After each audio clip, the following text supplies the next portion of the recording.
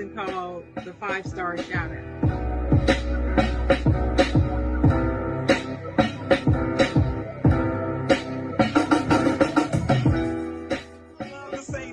I'm not gonna say it because I don't believe in it. I don't believe in. You can't make a. You know what I'm talking about.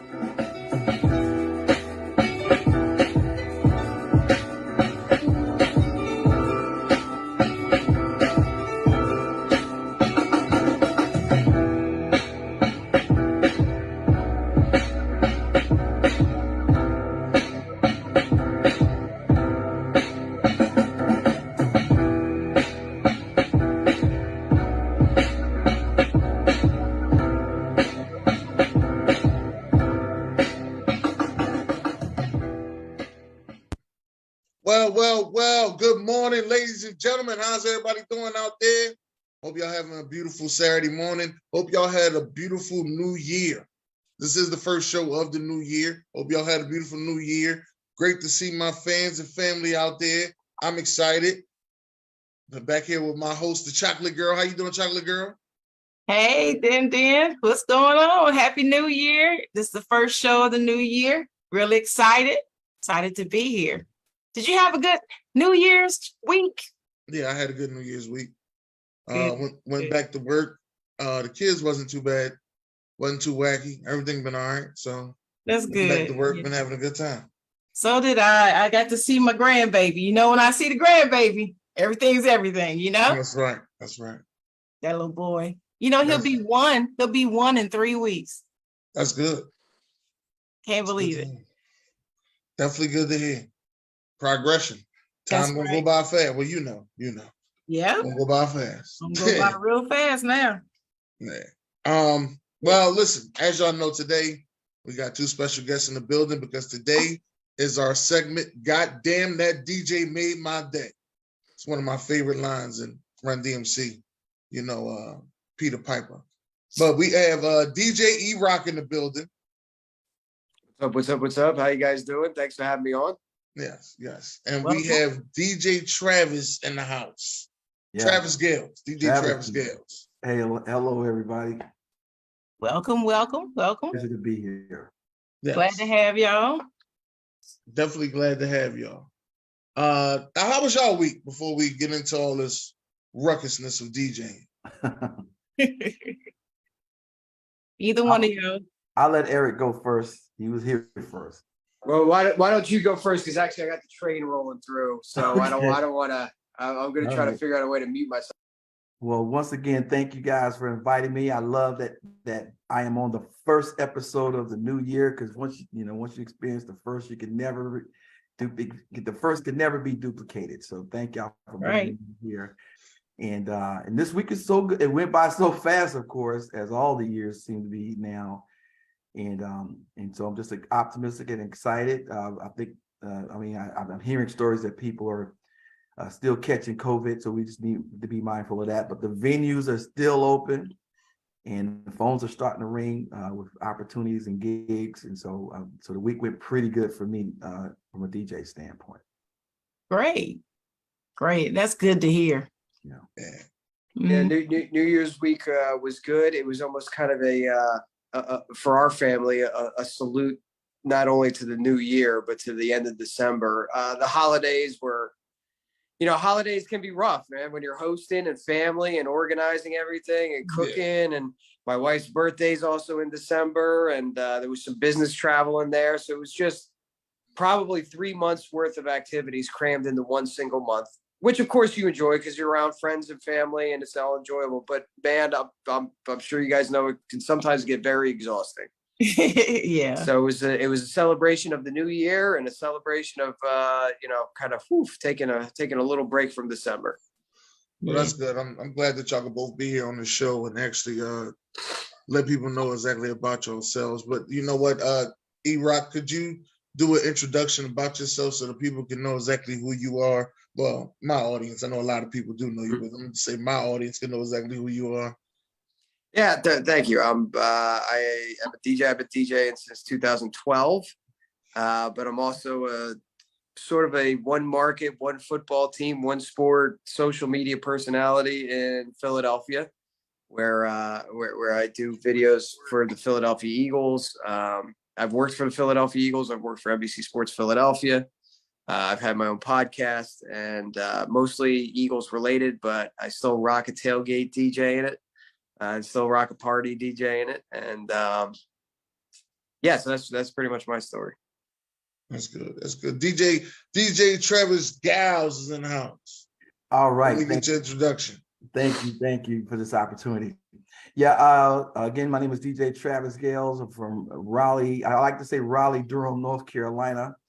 And I think I'm gonna be 58 this year. I started DJing. Well, my passion for DJing started at 14. I do have a Philadelphia connection. My parents both lived in Philadelphia in the 50s and 60s. And my mom, she's a graduate of Temple University. And in the early 70s, we moved to North Carolina to this little country, little small rural town in Scotland County, North Carolina. And we brought with us a great record collection. And at that time, there were no radio stations and there were no DJs or anything. And my family was just well known for our music collection. And that's where it started for me in 1971.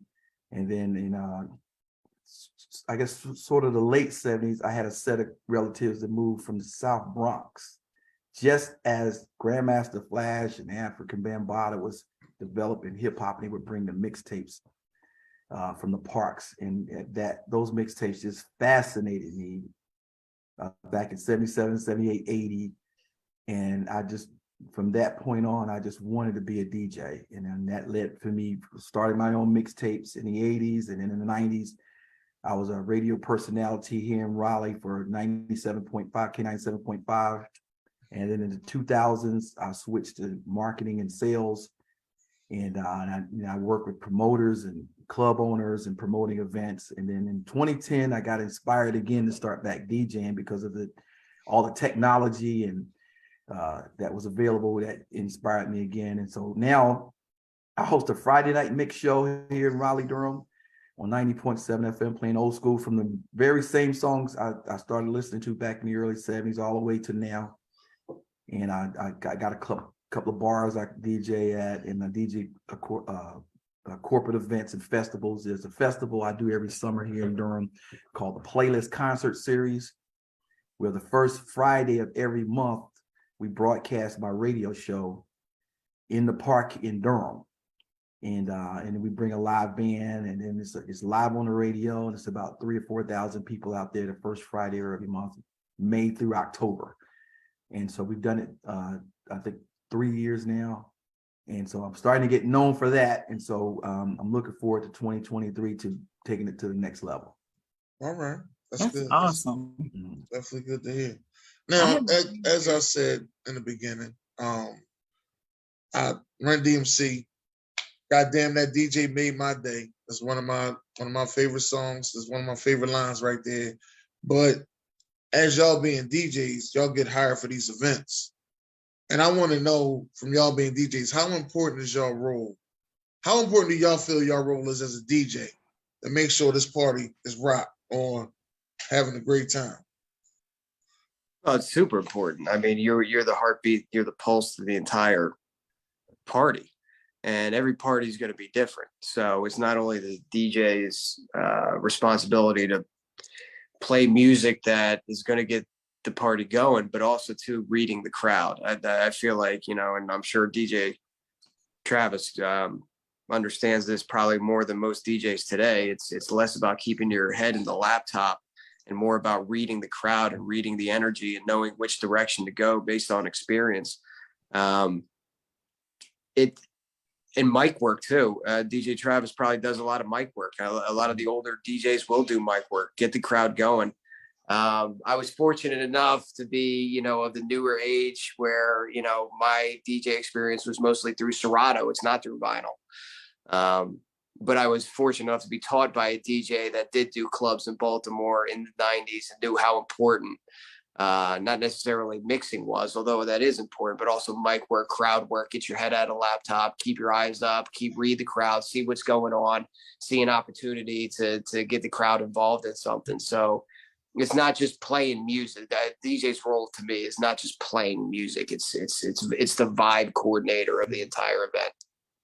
Yeah. Okay. Yeah. And reading the crowd is more than anything is the most important skill for a DJ, is to understand, when to play a song, when not to play a song, what songs is appropriate for some situations, your preparation of the event, more so than the ability to transition and beat match and scratching and that sort of thing.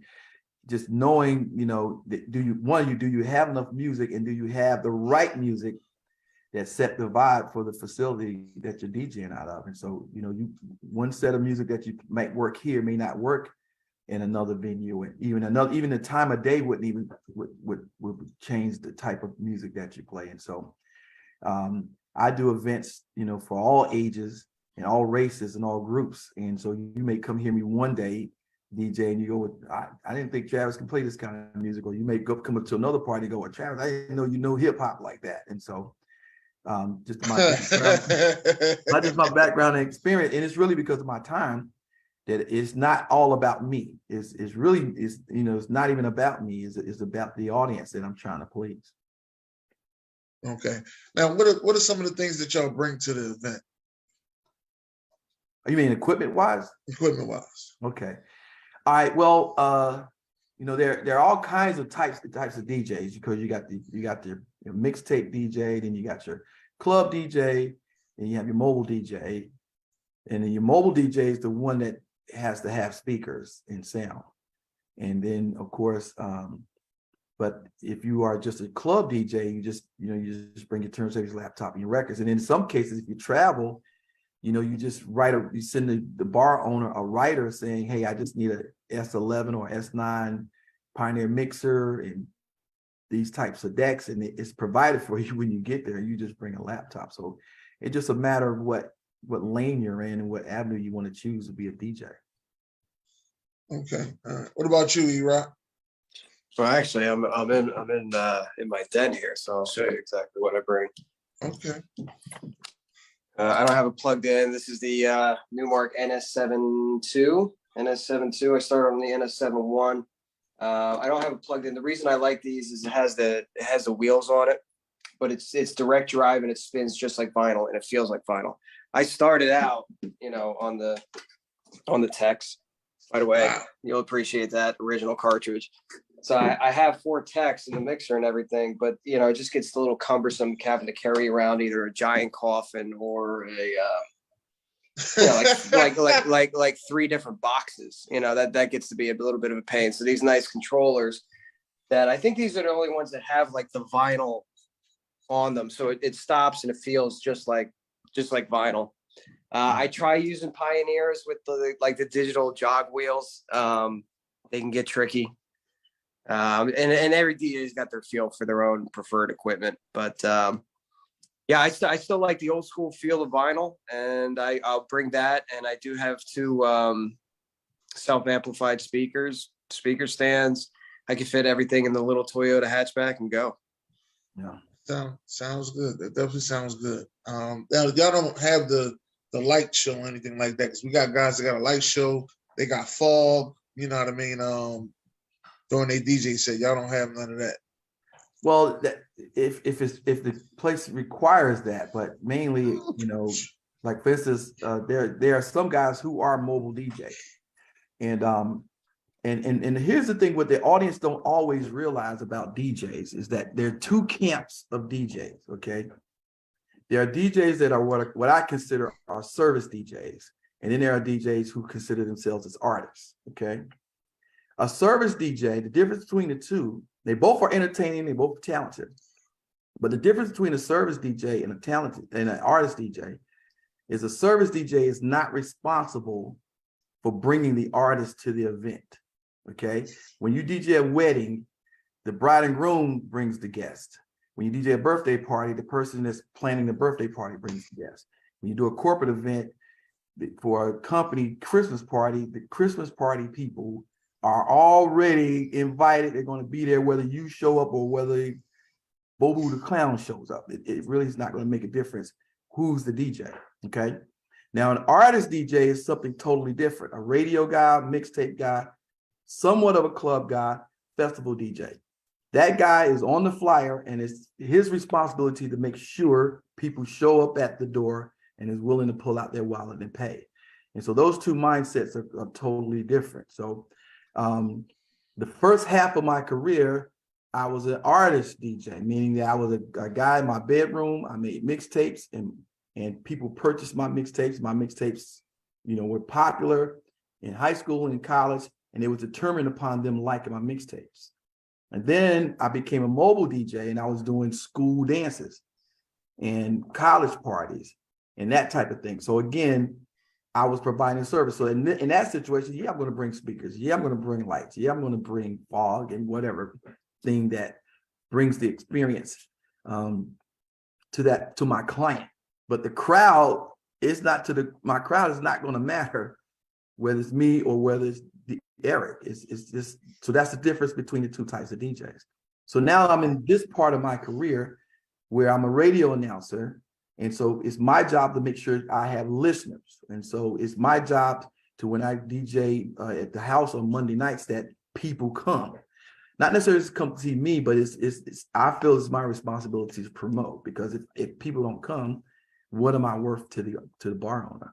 And so, but at the same time, there's a corporate event that wants me to play some kind of city festival, downtown festival. The crowd is already going to be there when I get there. So if I was a traveling DJ artist and I send the club owner my writer, the club owner's like not only expecting people to show up, but he's expecting that my name on that flyer is going to make people come out. And so those are the two mindsets that I think if most DJs looked at it that way, they'll be more successful, and they'll understand their role in their lane that they can be successful in as well. Okay. All right. Well, let me ask you this question. Have you ever had a gig when you get there and it seemed like the vibe is off, or, they're really not really in the mood, If so, what did you do? You know what I mean? To bring the mood, to bring the vibe back.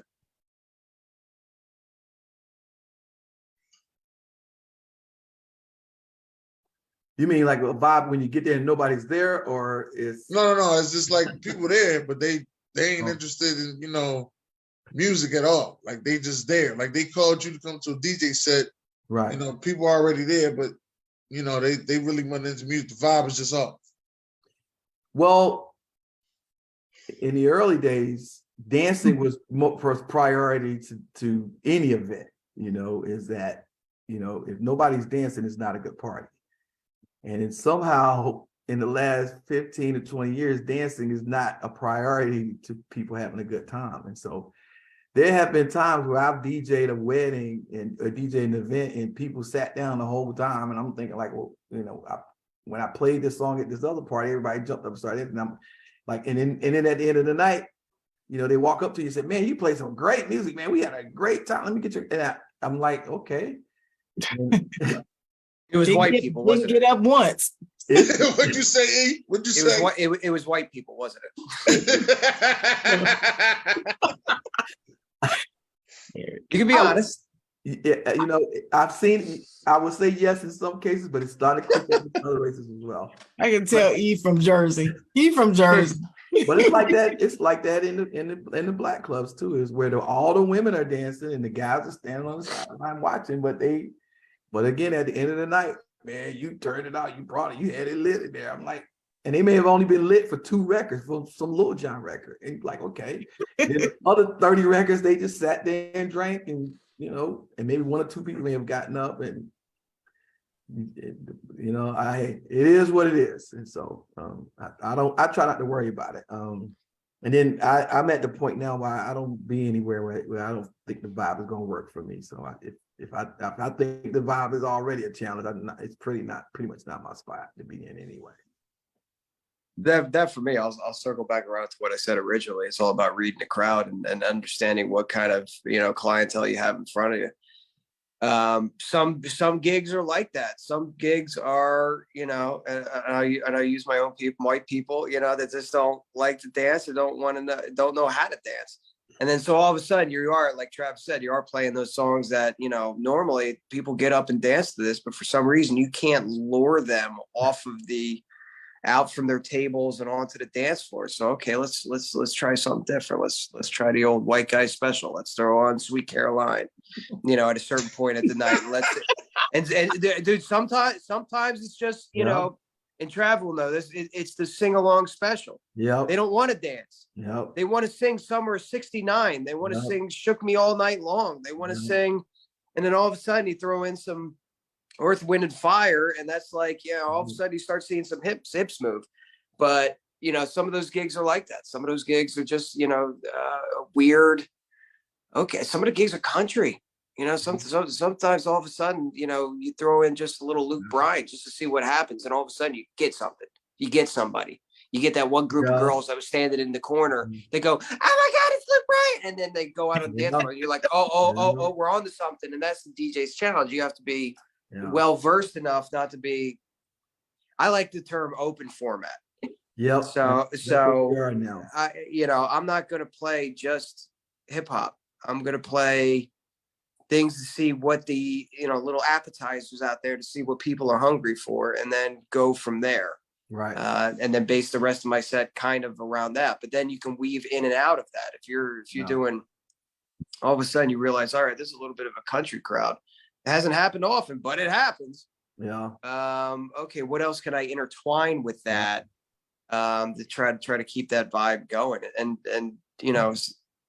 sometimes it's just hitting grandma's song, like what's she gonna like? And then all of a sudden you play some like Stevie Wonder and she goes nuts, and it's like, oh, we got her. And then as soon as one gets on the floor, another one gets on the floor. Sometimes you got to hit them with the sing-along angle. Sometimes you got to hit them with the you're on the mic and maybe roasting somebody. I don't know, but you just got to try to figure it out. Yeah, and Eric is so true. And Eric, I don't want to give you the impression that white people don't like to have a good time when they party, but I like DJing for multi-race. And what I found about the white audience is that no matter if you can catch a good white audience crowd, they like the party, they will dance off just about anything that you play. Yeah, country, R&B, hip hop, Latin. They'll if it's a good beat and a good vibe, more than any race, they will roll with you. And not always, but I have to give that culture their props when it comes to partying. They don't push back, and when you got them. When you got them. When you got them, you can just, like you said, you can just drop Stevie Wonder, you can just drop Run DMC, and you can just drop, Pitbull, and you can just drop, Sweet Caroline. You know what I mean? They'll go. There's some 40-year-old moms out there. Oh, I hit them with the Britney Spears. They're not even going to see it coming. Then all of a sudden, it's baby, and they're all on the floor like they're 20 years old again. Yeah, it's a spot I DJ in Durham called the Annex, and it's all 35 to 45-year-old white women, and they want to hear everything. I need to go there. I need to go in there. They want to hear Tupac, and they want to hear, what's that song? I Feel Like a Woman. They want to hear that too. Shania Twain. Yeah. Mm-hmm. We hear Snoop Dogg in that, and so, but Sharon, our sisters, but they dance too. But they're not going to hear no. What time are you at the Annex? I do with the Annex, Eric. I do a all vinyl night at the Annex, the fourth Saturday of every month. No laptop. Yeah, I'm coming. I'm coming to your next one. I want to go. DJ New Year's Eve, and it's a mixed crowd there too, Sharon. It's not all white, but it's downtown Durham. It's a really nice spot, and I play all vinyl. And and they have a great time. They let me play whatever I want to play. No problem. Okay, now let me ask this. Now, do you DJ all kind of events, Erock? Yeah, the one thing I always historically stood back from and wouldn't take was like weddings. That's a lot of pressure. And I've been to way too many weddings where I've watched the DJ and like all of a sudden he played like as a wedding DJ. Not only do you got to get everything right, but you got to make sure you don't get anything wrong. It's like That's You know, kind of weird. I thought the wedding one would be easier. no, weddings are No. weddings are the Here's worst. why I thought that, because I thought you had to make sure you hit the line dances. Mm-mm. I thought that was your it's harder than that. It's harder, and it's a lot more pressure. There's a reason why wedding DJs charge $1,400-$1,500, and for the same exact amount of time, if I'm in a bar, I'm charging, $400 because there's less pressure. Like I remember one time I was DJ, and not even a wedding, but somebody's birthday. Something, but it had like a wedding sort of like, formal vibe to it. Yeah. And I started to play a song, and they were like, no, this is so-and-so's ex-boyfriend's song. That was their song. So she came running up to the DJ booth in a panic and was like, shut it down, shut it down. I was like, I thought somebody had a heart attack in the crowd. No, it was because I played their ex's song when they were together. So you can't do that. Like if you're DJing a wedding, you have to have a list of songs that you want, specifically the bride and groom want you to play, but also you got to review a list of songs that you do not want them to play. Yeah. You know what I mean? Is there anything you do not want me to play specifically for that reason? There's all sorts of weird. There's a reason, Trav can speak to this. There's a reason why DJ weddings get paid a shit ton. I'm sorry, a lot of money. And never knew that it's a lot of pressure. Much. Weddings are Weddings are so overrated. It's the most overrated DJ party ever. Even though DJs will tell you they get paid the most, but the DJs that say that are the DJs that don't have the swag to do a club or a party or a bar or a festival. It's easy to set up a wedding and get a wedding gig, but when you put it on your calendar, like Sharon, let's say I don't know if you married, Sharon. I don't know if you married. No. All right, so if somebody proposed to you today, Sharon, that means the wedding is going to be sometime in November. Okay. And you're going to call me up today. Here in January. So in November, I got to tie my life to you to November. So that, and if I want to make a living, then I got to every week after that is tied up. But I might want to go to the beach. I might want to go to, I might just want to just hang out that night, but I'm tied to your wedding, and every month you calling me. My grandma used to like this song, and she wants you to play it as soon as she comes out of the dressing room. She wants you to play it, and then my granddad, he wants to, and he's gonna have it. It's that kind of stuff. And then you get to the wedding, and none of it works. You know what I mean? Or you get to the wedding, and it's a young wedding. It's a 30-year-old couple. We want to turn up. We want to turn up, and you get to the wedding. And you get to the wedding, and it's all 50-year-olds. They aunts and uncles and cousins are all 50, but they want to turn up. And so as soon as you play the turn up music early in the wedding, guess who's leaving, going home early? Yeah. And so as a DJ, you have to look at the crowd when you walk in there, and you'll say, okay. And I'm gonna tell you another thing that kills weddings too are couples, where couples do not like to dance with one another. And so if you bring your wife to an event, and how many dances you going to dance with your wife in a 3-hour period? You're going to dance with her all night? Is she going to let you dance with the single lady that's over there that ain't got no husband? Hell no. What you trying to do to us? The hell? You might get 3 dances out of a couple. You'll get a slow dance, you'll get a line dance, and you'll get that one song, Wifey or something like that. Out of dance, you can't dance with no other woman unless it's our mother-in-law. It's the only other woman. Or your cousin or something like that. So that's why I did my last. Well, I ain't gonna say I did my last wedding. I wedding for somebody I don't know, because I will do, like Sharon. I'll do your wedding because I know you. Or if it's a wedding, I thought that's how it's supposed to go. You're supposed to get a DJ that you know, so Not you always. know what their set is. Like that's what I did for my. Well, that's what I tried. Because it's not a club. A wedding is not a club. A party. It's really not even a party. It's a production. So the DJ got to have sound for the ceremony. You got to have the right music for the ceremony. We have to have a lapel for the minister. Then you have to have another system for cocktail hour that has to play jazz or whatever it plays in another room. And then he has to have his main set up in the main room. Right. Then he's playing dinner music. He has to do the introduction. And then he's playing a little more dinner music, the cake song, whatever. Then they toast, and your sound got to be right through all that. And then the last hour and a half, 2 hours, that's the dancing part. But by that time, your guest has been at that wedding for 5 hours, but even before the dancing starts. And so one of the things I consider at a wedding, I'm thinking about, okay, all right, so Sharon, she's from Durham, so all her cousins from Durham. But if she marry you from Philadelphia, all your Philadelphia cousins are driving down and they're going to stay overnight or something. If I know the crowd's going to stay overnight, I know I got them for the night. But if Sharon's groom's family's from Greensboro, as soon as dinner over with, as soon as the toast and the bouquet, poof, they're going back home. Mm.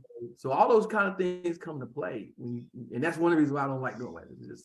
All right, so we found out what y'all both don't like. Found out which ones y'all both don't like, which I'm sorry to tell y'all this. I assume it was the easiest one because you got the as they give you the song that, oh yeah, we coming down to this song. Once you play this song, we do this. Once you play this song, we do that. And then, you got your line dancing songs that you play, and but you got to make sure you're good on the mic. But I might have to say this, I was wrong. And what if it's and them guys charging $1,500? God damn! But imagine if you had to do that for 52 weeks, the same party for 52 weeks, because that's the same party. It's no creativity in it. It's the same party, the same line dances, the same. And FYI, let me say it out there. To everybody that's getting married, you're gonna propose and everything. Get you a DJ that you know they set. All right, let's just get that out the way. FYI, you know they set, so it's like, oh yeah, I know what you play. I like what you play. I'm ready to pay you, and pay them early. Let me get that out the way. All right. And listen, hold on. Before we move on, you're right and you're wrong. You were right about it in the fact that, and I know Travis has got the folder in his crates, and I got the folder in my crates. It's the wedding set that is going to work every single time. It's the hit him with the Michael Jackson PYT. It's the wobble. It's the Cupid shuffle. It's Earth, Wind, and Fire. It's you can just do it in your sleep, right? So you're right. There's zero creativity to it because it's the set that's tried and true, and it's going to work. It's all the other stuff that you were talking about. You got the wedding in November. You're calling me every time you have a song idea. And not everyone's a DJ. So she's calling you up saying, my grandmama likes this song, but this song is going to be trash when you go throw it on. And it's going to be trash, but you got to play it anyway. And it's all the set is easy. The sets, every DJ's got their own wedding set and they can do it in their sleep. Yeah, or the bride don't want to hear any line dances, and everybody's requesting. That's even worse. Then you get the guy to request, play Cupid Shuffle, play Cupid Shuffle. Nobody's on the dance floor. I can't play Cupid Shuffle. The bride told me not to play Cupid Shuffle. I don't care what she says. Well, I kind of do because she's the one holding the check. That's right. He's the loudest, drunkest complainer at the party. Oh my God! Put the vibe up for everybody else. So, what is your favorite place to work at? Event, I would say. Favorite event to work? Any event where it's open with a crowd. DJs laugh when I tell them this. I like events where people are not dancing.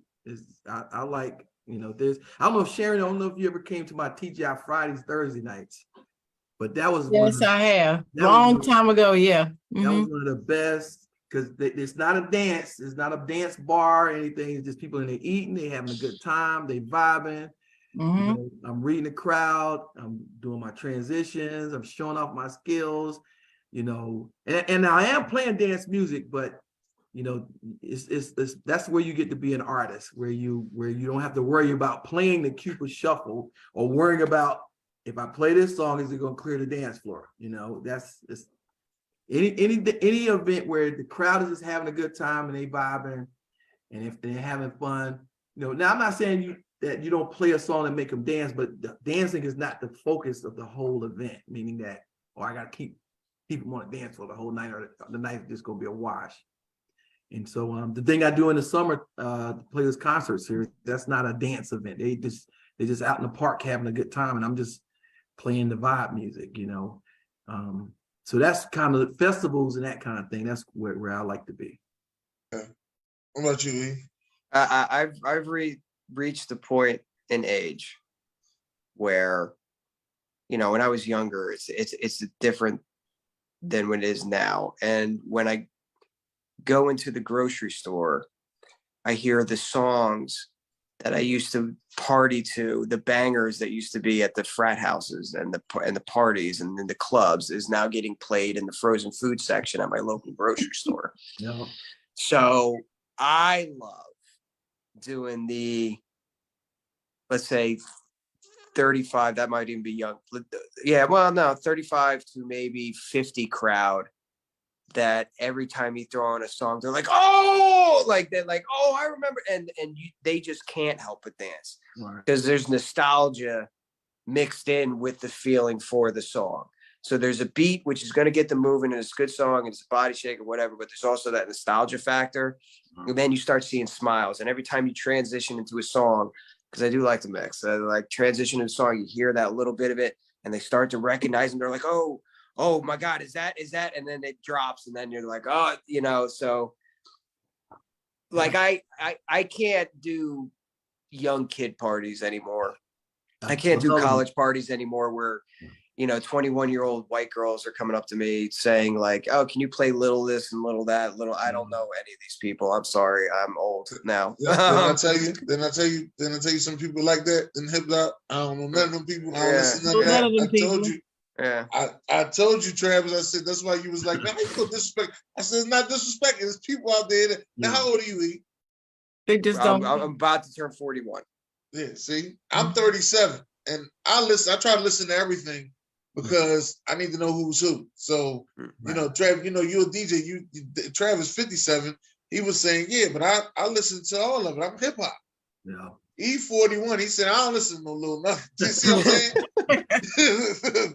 I'm 56. I don't listen to no little nobody except Lil Wayne. That's probably. No, I was about to say Lil Wayne. Little Bow Wow. I still listen to Lil Bow Wow, Lil Wayne. That's probably as far as little as I go. Lil Jon, maybe.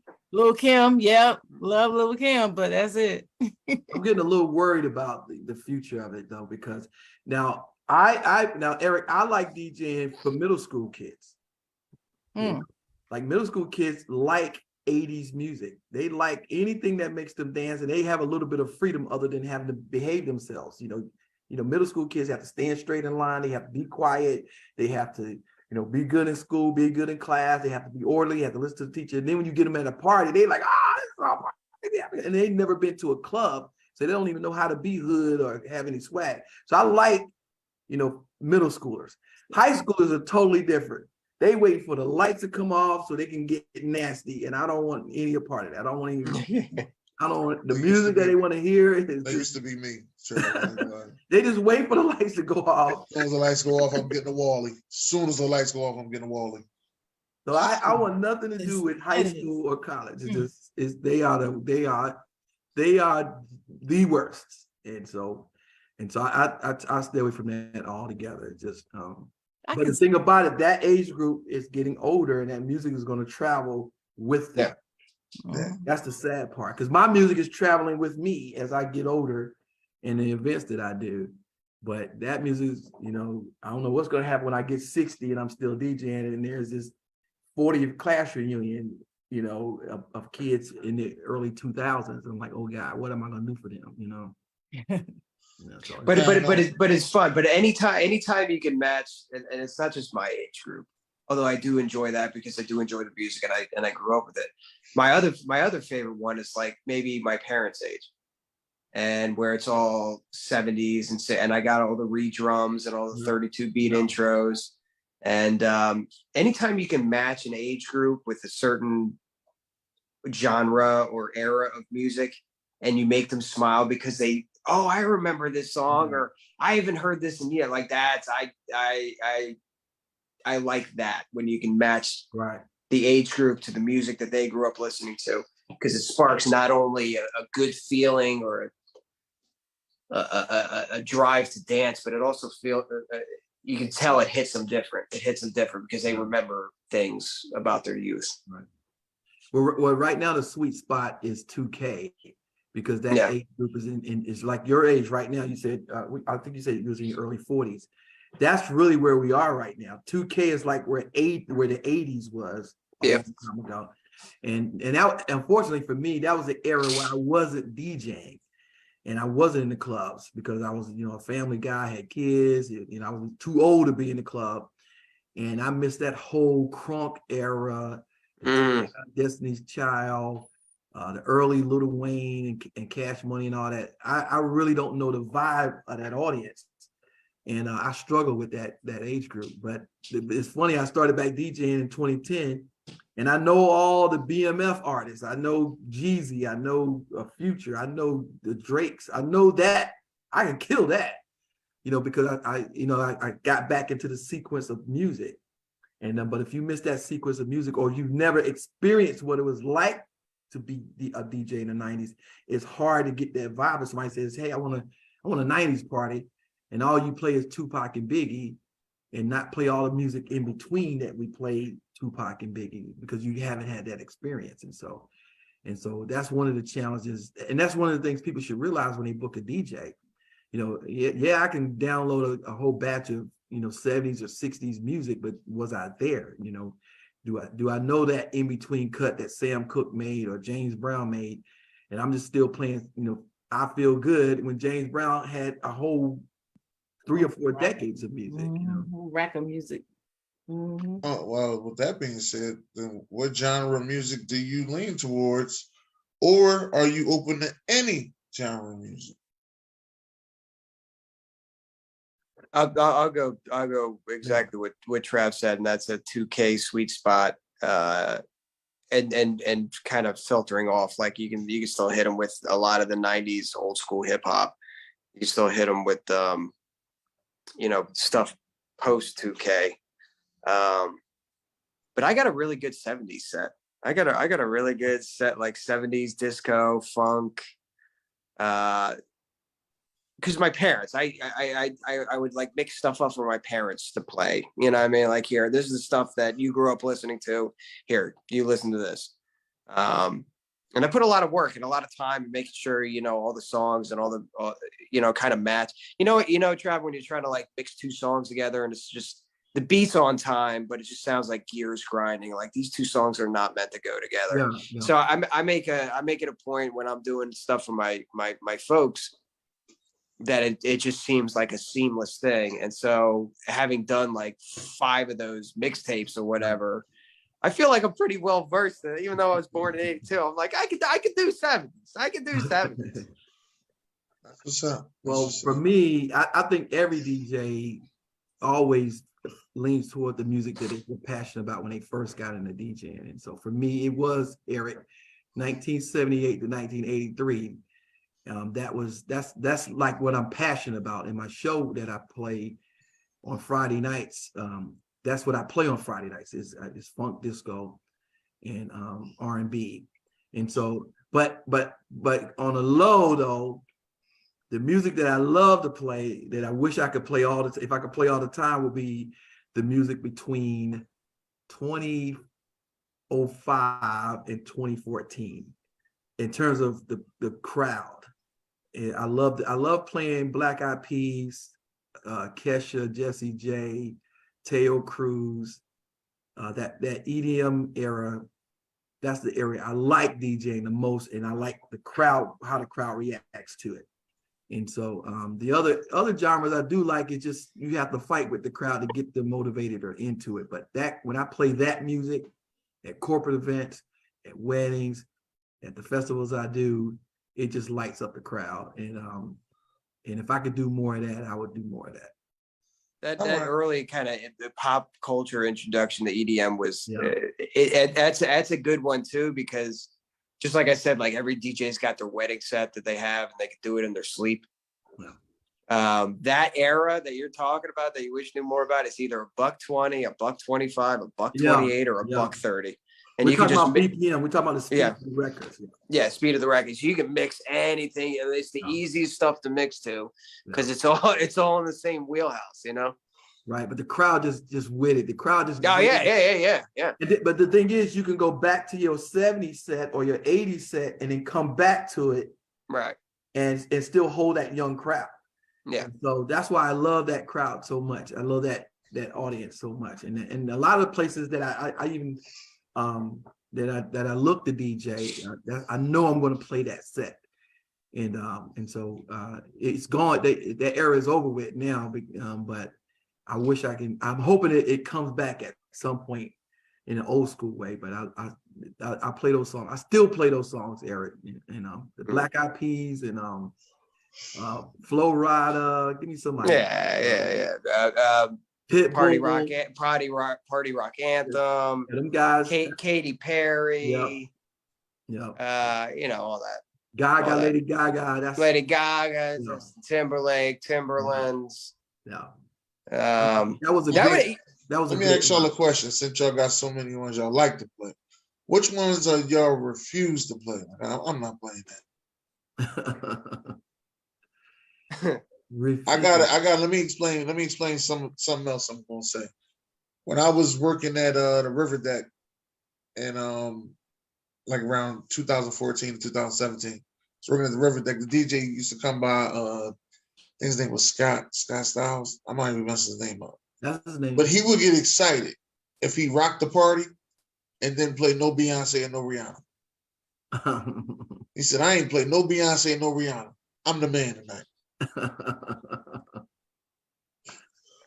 I do challenge myself to see how long I can play a party without doing line dances. Not that I hate them, but I test myself to see how long I can go, keep it going for a pack without having to resort to playing a line dance. And then when we get to the end of the night and everybody's the party done warm out, and then I'm throwing a line dance and kind of let them ride it out. But I try to keep this is my own personal thing. Now, if somebody requests it and I'm fighting with them to dance and I have no choice, I'll surrender. But I feel proud at the end of the night if I hadn't played a line dance. I hear that from a lot of DJs. And in fact, DJs will fight me on that about the line dancing thing. I'll use it as a starter. I'll be honest, I love to do the line dances. I'm out from behind the DJ booth and I know Cupid. I'm not playing the whole Cupid Shuffle, man. I'm not, that's a long ass song. Same with the wobble. But they're a staple of it because I'm coming out from behind the booth and I'm doing it with you. Okay. You know what I mean? That's one of the things that I like to do, especially with the mic work and get the crowd involved and stuff like that. Right. I'm grabbing grandmama. We're doing me and you, we're doing the wobble. We're going to figure it. And then it becomes a joke, because the line dances are kind of a joke to begin with. So let's just have fun with it. Right. Anything that I won't play. All right, here we go. I won't play any song when I'm at like the peak of the set or I feel like I got a good vibe and somebody comes up and gives you the stupid request. All right. So not everyone's meant to be a DJ and not everybody. If you play this song, I swear to God, people are going to go nuts. I know these. If you watch, if you play this song and then somebody will come up to you like 4 or 5 times, just bothering you while you're trying to do your job and tell you what you should be playing and then get mad at you for not doing it. Yeah. So I always okay, if we're going to do this, I'll grab the person's name. Like, what's your name? Steve? Okay. Steve wants me to play something, and I know it's real dumb. Steve wants me to play Rage Against the Machine. This was at a tailgate too, or recently. A woman asked for it, but we'll just say Steve wants me to play John Denver, Country Boy, because him and his friends like it, but the rest of the party's vibing to something else. And so now he's getting ignorant about it. So what's your name, Steve? Okay. And then I'll get on the mic and I'll say, this is a special request by Steve. And I'll point it out. And then I'll play the song. Nobody dances. And then Steve runs away like a little baby into the bathroom because he just embarrassed himself. So if somebody asks, I won't play dumb requests during when I'm in the zone. I won't do it. But if it's becoming a point where it's like, this dude wants to fight me over it, all right, I won't play it. And I'm going to point out that it was your idea and your request, and you just cleared the dance floor. And then after the song's done, I'll be like, that was a great song request, Steve. And then go right back into my, make an ass out of him. Yeah, the one thing that we learned doing this show, this is I think y'all are the 5th DJs that we had on. No request to the DJ. We learned that from the do not request nothing from the DJ. At all. You can you can request, but you have to be respectful about it. Respectful about it. Well, it isn't guaranteed either. So it's implied that I'm going to play it, but it's not guaranteed. But there are people, Sharon, that come to the party to troll the DJ. It's either some guy that used to be a DJ, or is it some girl that you didn't, she's not getting any attention from anybody, and she wants to get attention to point out that I'm in his head. Like, it's people that want to get into the DJ's head. Why you play that song? Oh, you need to play this song. It's always that guy or somebody trying to troll the DJ to throw that guy off the mark. But I've done that before, Eric, where I shamed somebody for being an asshole for making a request. I've done that before, but I have been surprised by requests. I've been surprised by a request where somebody had requested something the whole night, and I was like, man, I'm not playing that. And then I found a moment to get it in, and I played it. I'm like, oh my goodness, they like this. And so, my Cuban Links was a Latin song I played at the house last week. And this girl kept asking for it. And the thing is, Eric, I played a YouTube version of it. Oh. And she nagged me so much. And I was like, okay. So it was late towards the end of the night. And I had nothing else to play. And I wanted to make her happy. So I played it. And when I played it, the owner of the club walked in. He had been in the back the whole night. And he walked in when I played it. And the girl at her table, it was a Latin song, and the girl at her table like, oh, that's. And then everybody was reacting to them excitement, and they was like, this song must be pretty good. And he walked in and saw it, and he told me the other day, he said, man, that Cuban song you played, that was a dope song. And I took all the credit too. I said, yeah, okay. Yeah, there are those times, Travis. There are those times. 9 times out of 10, it's going to be a dumb song and a dumb idea, and I got no problem shaming the guy for just pushing me to request it. But you're right. I have been in those situations where somebody requests a song and you're like, this is never going to work. How am I even going to fit this in? Fine, I'll play it. And you play it and the place just goes bananas. And you're like, what the hell just happened? Yep. Oh my God. I should have listened to him like 45 minutes ago. And the other thing too about requests, Eric, is when I know I'm on the right vibe, when someone requests a song, you already plan to play. Sometimes a song I'm gonna play next, when that happens, I'm like, yes. It's like, yep. And when I drop it in, and then the reaction they get just goes through the roof. They start pulling out their money and throw a $20 bill on you. Oh yeah. When that happens, they're like, oh, you just made my day. And you was like, I had no, I was going to play it anyway, and he came up at the right time. That let me know that I'm in the right vibe. I connected with the right vibe of the crowd. Yeah, when they're requesting stuff that was in your queue list to begin with. Yeah, you nailed it. That's when you know you're in the zone right there. Yeah. Well, let me, I know you got to get ready to go in a little bit, so let me get this special request from you. Can you tell the people how you exactly got started DJing? Because we always get a bunch of accident stories on this show.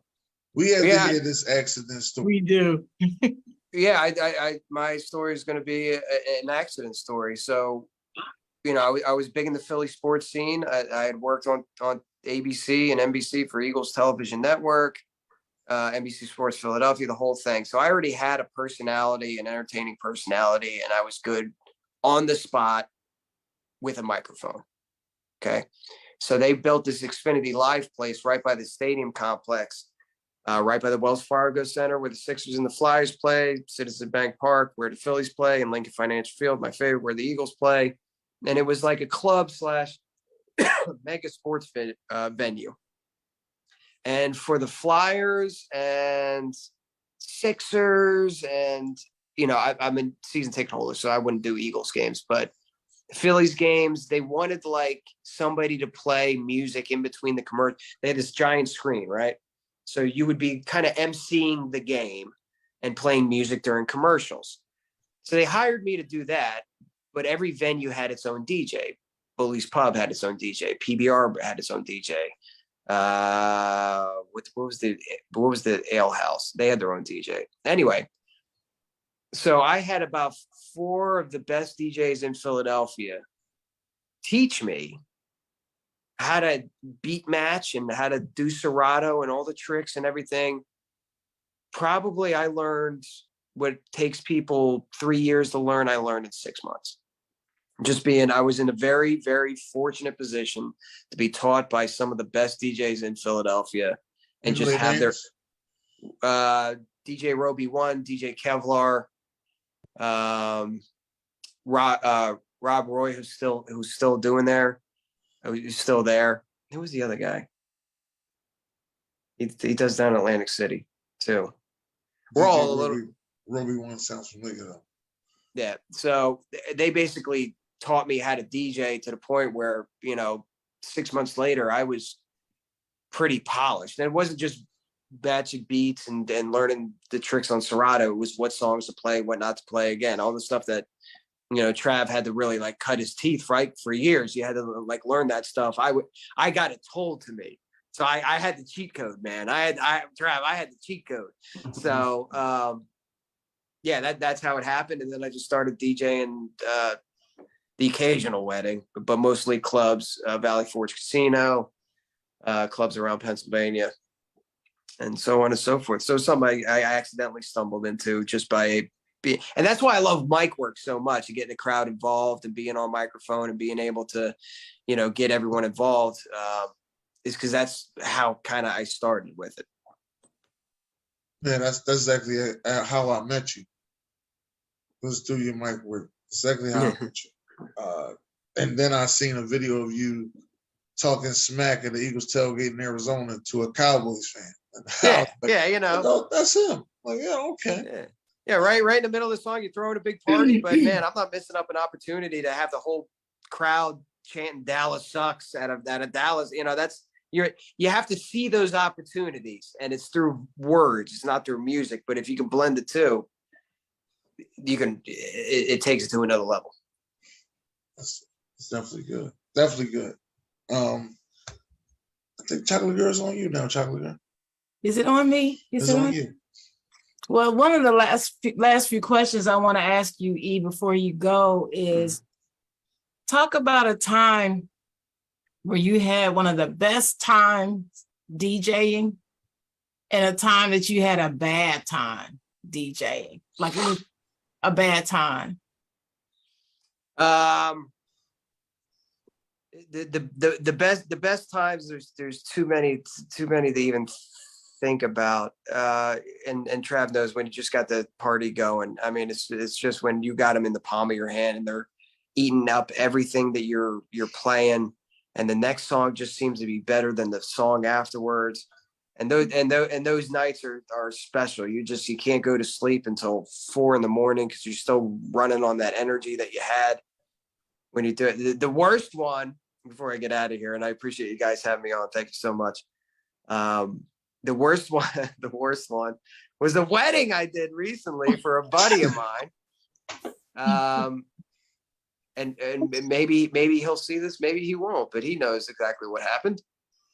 So he wanted me to officiate the wedding, which I was, for being on TV and being on the radio and being on podcasts and being, whatever, officiating a wedding is the most nervous I've ever been behind a microphone ever. Because it's a big deal, right? This is these people's special moment. You can't screw this up. So he asked me to officiate the wedding, and I was like, yeah, absolutely. I would be honored. Thank you for making me a part of your wedding. And then he goes, do you know any DJs? And I gave him a list of DJs, wedding DJs. I'd be willing to do a backyard Puerto Rican DJ, Puerto Rican wedding. And he came back to me like a week later, and he was like, man, everyone's really expensive. I'm like, yeah, good DJs cost money. Good service costs money. You pay Trav good money because he's a good DJ, right? Right. And then he was like, so how much is your rate? I'm like, son of a gun, man. I knew this question was coming. Like, you want me to officiate and then get behind the decks and do the set? I'm not sure this is going to vibe with it. No, you're going to be great. I was like, listen, man, I'll do it for free, but it's because you're my boy and we're close, and I'll do it for free. Okay, great. Just download some Spanish music. I'm like, all right. Well, Spanish music to me was like Shakira. You know what I mean? Like Pitbull, and some Bad Bunny, and maybe some Daddy Yankee. And then the wedding set that we all have in our sleep, that we can do in our sleep. It did not go well. And the guy, for me going out and doing his wedding, officiating his wedding, and then DJing his wedding, I caught a lot of unwarranted crap. for doing it and for free, mind you. Caught a lot of unwarranted grief because I didn't have enough Spanish music, and then the crowd turned on me, and the DJ's bad, and about 100 angry Puerto Ricans angry at a white guy is not a good position to be in. So that was probably the worst, and unfortunately, it was one of my better friends. Oh Man, sorry to hear that. I'm sorry to hear that. But the good ones outweigh the bad ones significantly. The good ones always outweigh the bad ones. Well, that's a good thing. Yeah. That's a good thing. Well, we won't keep. Did you have to go ahead and cut out now? Yeah, I gotta run. I gotta run. Well, before you go, can you tell everybody how to get in touch with you, how to follow you, or how to book you even?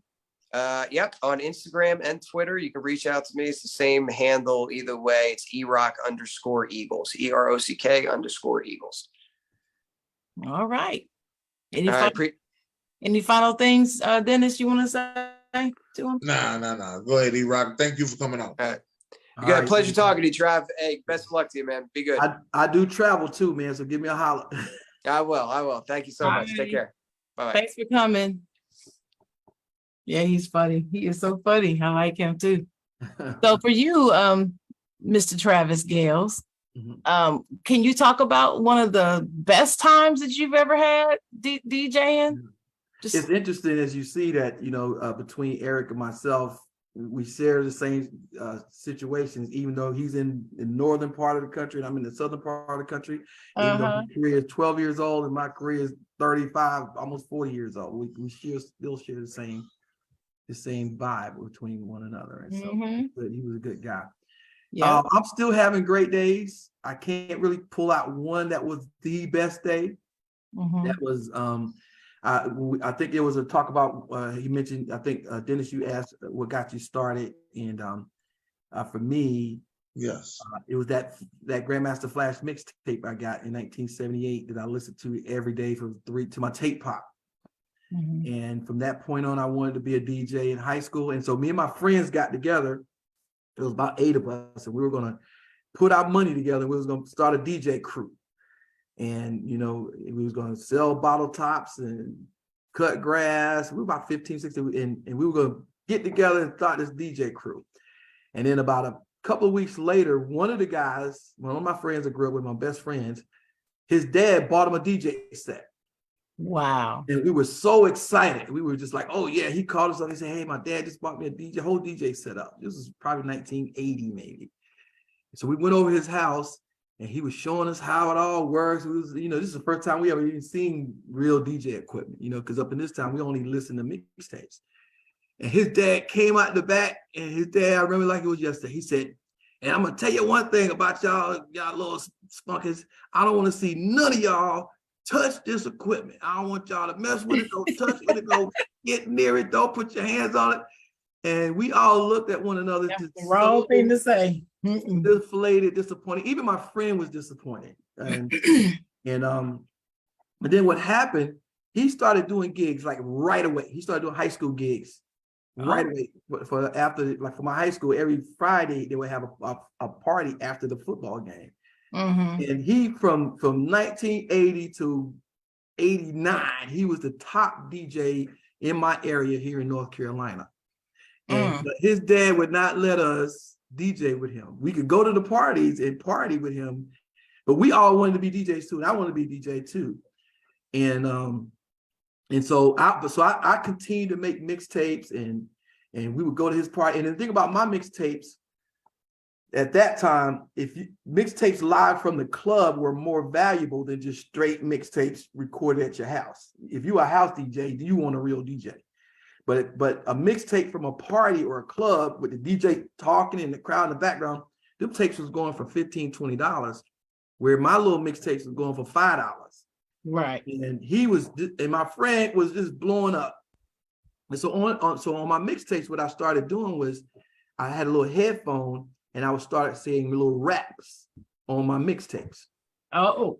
And he heard, and one of my raps got around the school, and he heard it, and he was like, hey, I want you to say that rap at one of my parties. Oh.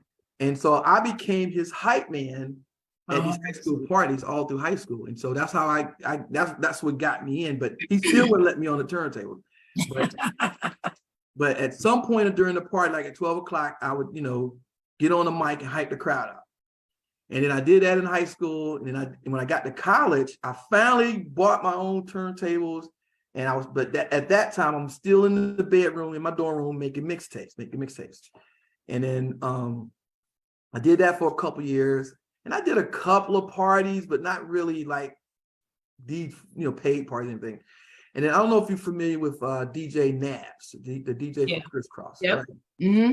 He came to North Carolina Central, and Nabs was already in Durham, and I was just at Central. So my little world was North Carolina Central. Mm-hmm. Nabs brought Durham to Central, and I had Central already on lock. And so he and I put our DJ systems together. And I don't know if you know Alan Riggs. I don't know if you ever met him before. Mm-hmm. His name is White Lightning. We call him White Lightning, but remember he DJ'd the Hog Pen. Right. Okay. So Alan and Nabs and myself, we were all a DJ team. Alan had a truck. Alan's from Raleigh. He had a truck. And Alan was in the band at Central, North Carolina Central Band. So me, Nabs, and Alan, we were in the band together. And Alan was the only white guy in the band. Okay. So me and Nabs, when we get booked a party, one of the things you had to do, you had to come pick us up. And so just like with house party where people had to come pick up Martin Lawrence to go DJ, that was us. Alan had a little truck, and he would take us to these little parties, around Durham and stuff. And then my turning point where I actually officially became a DJ was when Nabs went to Atlanta. Oh. Nabs was DJing at this place called the Ritz. Well, it's the Ritz now, but at that time the Ritz was called the Deck. You know what the Ritz is? No. It's a venue over on High Street, and it's called the Ritz. But anyway, it was the Deck then. Mm-hmm. At that time, it was no Foxy or K97. It was just a lot of AM radio stations. And Foxy 107, well, put it away, that year, Foxy 107 and K97 had just came on the air that year, 87, 88. And Nabs had been DJing at this place in Raleigh. And then he was getting ready to go to the National Guard, and he recommended me DJing there. Mm-hmm. And the first month, it was a summer party. It was the first hip hop party here in Raleigh. It was the first time they ever had a hip hop club on Sundays in the summertime. Mm-hmm. And K97.5 had just came on the air that year. And then Run DMC, you got that shirt on and bring back so many memories. Run DMC all time. I love them. Run DMC had released the album Run's House that year. Okay, and they were doing a promo tour, and K97 had just came on the air, and we were the only hip hop anything here in Raleigh. And so they brought Run DMC to the club a month after I had got there. Wow. And so when Jam Master Jay, and I'm gonna show you this picture when we get off the when we leave the show, I'm gonna send you this picture. But Jam Master Jay walked into the party and wanted to battle me. Oh. But what happened was when Nabs left and went to Atlanta, he took half of the equipment with me. So I had one good turntable and then one little Radio Shack raggedy turntable. If you touched it the wrong way, the needle would jump. And Jam J didn't know that, but when he walked in, he got on the mic and was just like, "We run DMC." You know how Jam said, "We run DMC." And I'm battling. I'm taking all comers. I'm gonna battle anybody. And I'm just terrified. I'm just looking like this is. I'm just as scared as I could be. Not necessarily that he was going to beat me in a battle, that he was going to see that I had these raggedy turntables. Judgment of the equipment. So I'm sitting there the whole time going, "Oh God, I'm just going to be so embarrassed." And so he bragged and he talked to the crowd all hype. So he tried to get on the turntables, and some DJs at that time were either left-handed or right-handed. And so I had the good turntable on my good hand, which was his bad hand, and he was trying to work the bad turntable. So every time he was DJing, trying to get his mix right, it was all, it just looked all jacked up. And I felt so bad for him. But I was just bad for the whole experience because it just messed up. Because this is Jam Master Jay. I want to see him do his thing. Right. But I was just so embarrassed, and then finally he got frustrated and got off, and I came back to the party, and I'm gonna tell you, the song that was out that week was "It Takes Two" by Rod Bass. Oh yes, and that's a banger. And when I put that song on, right about now, when I put that song on, the crowd went bananas. That room just went crazy.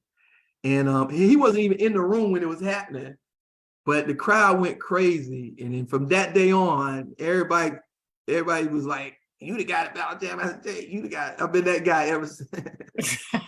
And that's how they knew you. That's how they got to know you. And I was that guy ever since. And K97 was their first promotion. And again, I was the only hip hop party in town that during that time.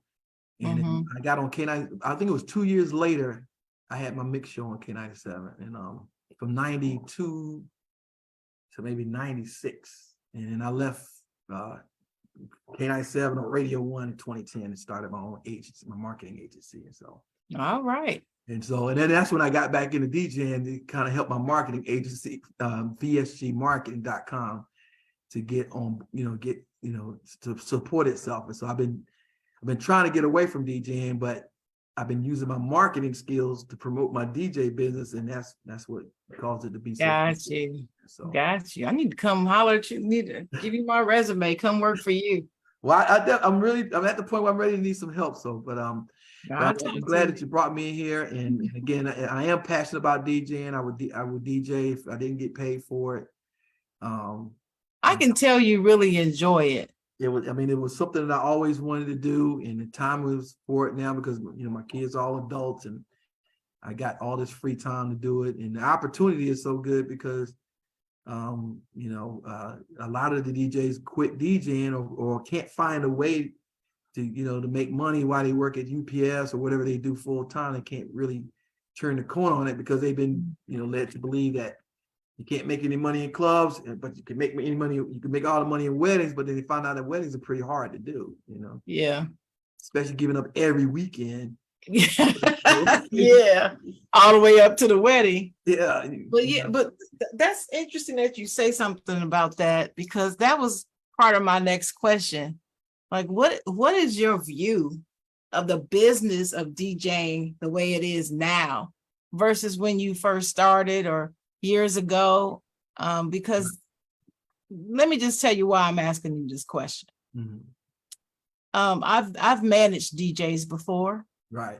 And when I'm trying to book them, I often run across the problem where these organizers are trying to lowball me on the price. Right. Right. Uh-huh. They're always talking about how much they're spending on this, that, and the third. But then when it comes to the DJ, they want a discount. They want this or they want that, or they don't want you to get any other door. And it was always something I was faced with. Right. And it really bothered me because as we were talking about before the show, the music and the DJ's performance at a gig can make or break a gig easily. And that's a very important part of the event. Right. And I felt like you all deserve to get your worth. You get your value. Stop trying to lowball the DJ. Stop asking a DJ to perform for 4.5, 5 hours and you only want to pay them $150. Right. Stop doing that. Yeah. Right. And I'm running across that now. But have you seen a change in that since you've been doing it so long? Has it gotten better out there for you guys, or is it still about the same? Well, I can't speak for the entire DJ industry, but I do have a guide to help DJs. I do a podcast myself. I have a podcast on Sunday where I coach DJs on how to get gigs. Oh, okay. And I have a 12-step guide to help DJs get better gigs or the type of gigs they want.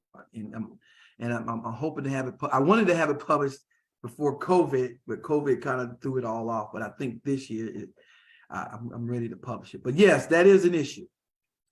And the DJs have been devalued over the years.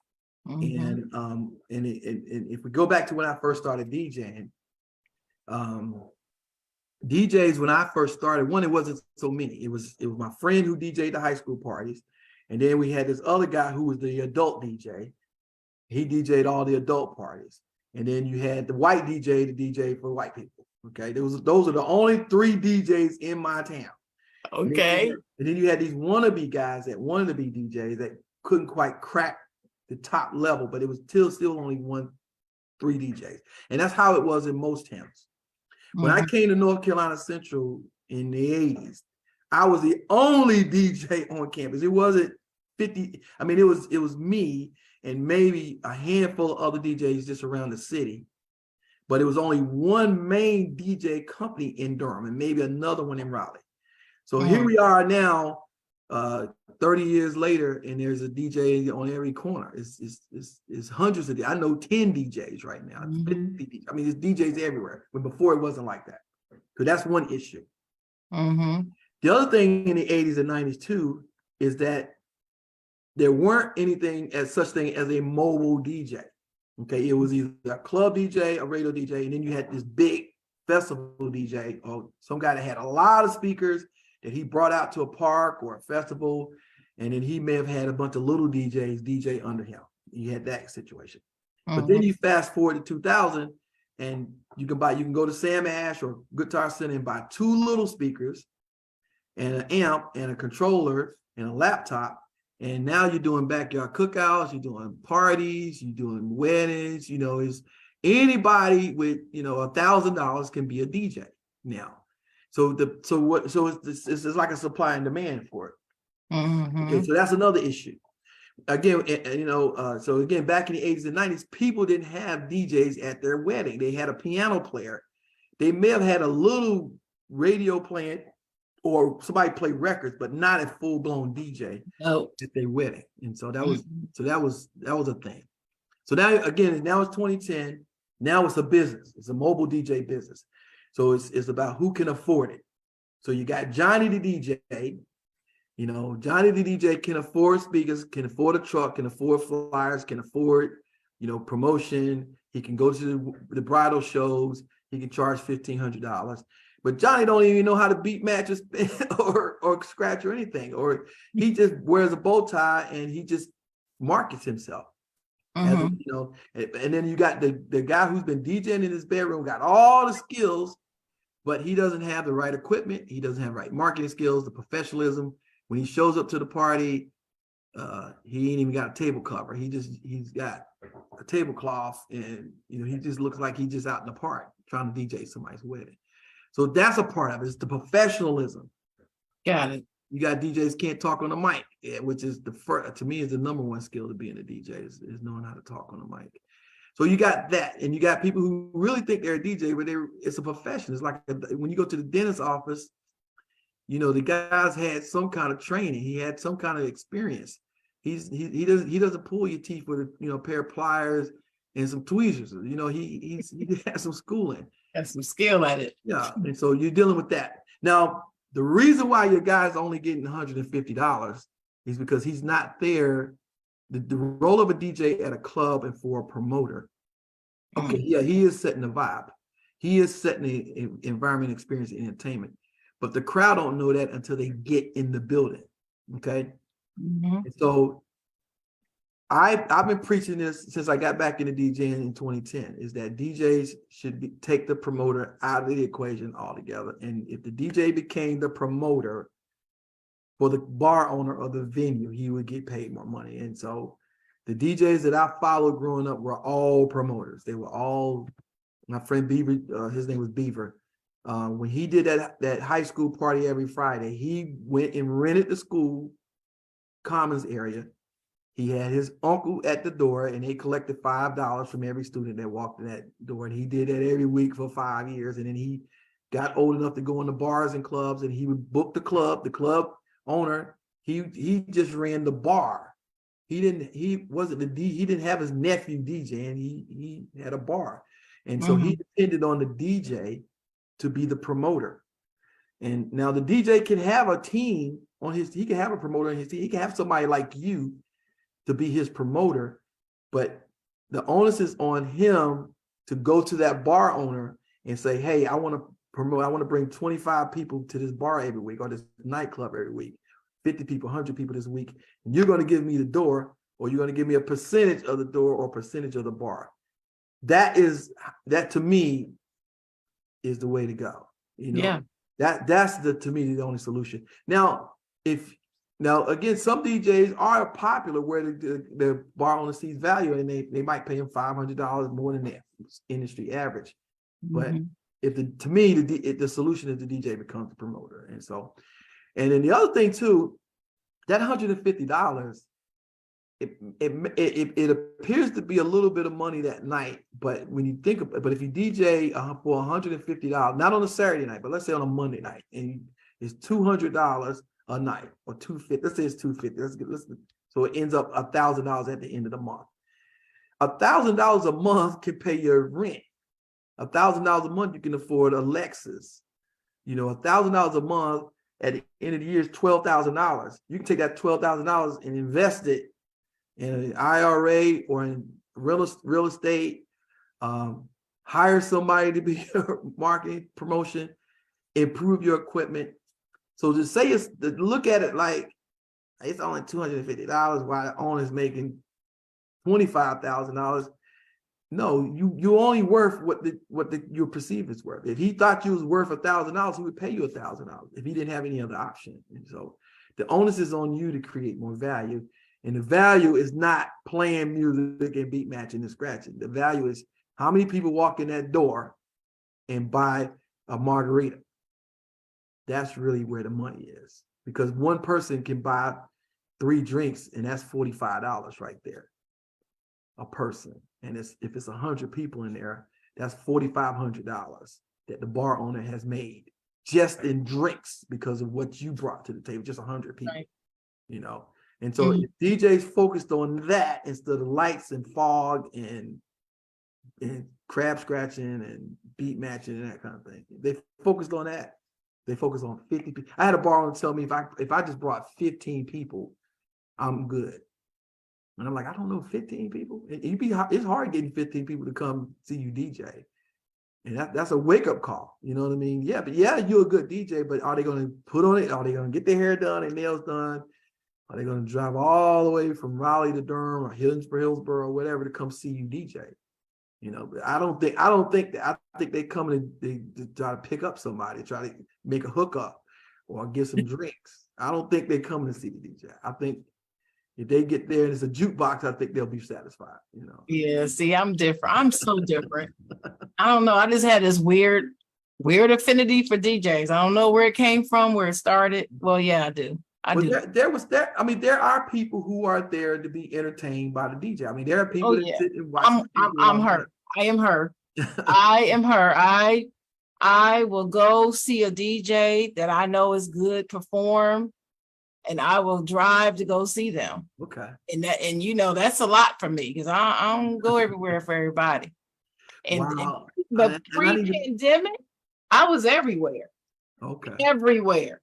You saw me about 6 days a week at somebody's DJ set. Okay. I mean, that's just how it was. For that. I need to show more appreciation because I'm so focused on making sure that my bar owner, my venue owner is satisfied. So even the crowd is satisfied. And that's just my focus. And so yeah. But do you ever perform or deliver your services without having a signed contract? Yes. Do you ever do that? Yes. Is it just for people that you know, or do you do that with new customers too? It really depends on how much I have to invest up front. Got you. And so if I have to make an investment up front. Now, again, corporate events and again, weddings, there is a contract. Okay. I mean, it's an agreement. I wouldn't even call it a contract. I would just call it an agreement. But to a bar owner, I mean, it is what it is. When a bar owner is not going to respect a contract anyway, they're not going to respect it anyway. And but I avoid promoters. it's not that I refuse to DJ for a promoter. I'm not pressed to DJ for a promoter. If a promoter is involved, I really don't even want to, it really don't even interest me unless it's like a Tuesday afternoon, day party or something like that. But because you do you do a good job of doing your own promotion. You don't need to deal with their promoter because you're going to promote the gig yourself. My competitor is not another DJ. My competitor is the promoter. I am a promoter first, right, before I'm a DJ. Now I will DJ again a corporate event, which is to me is a service.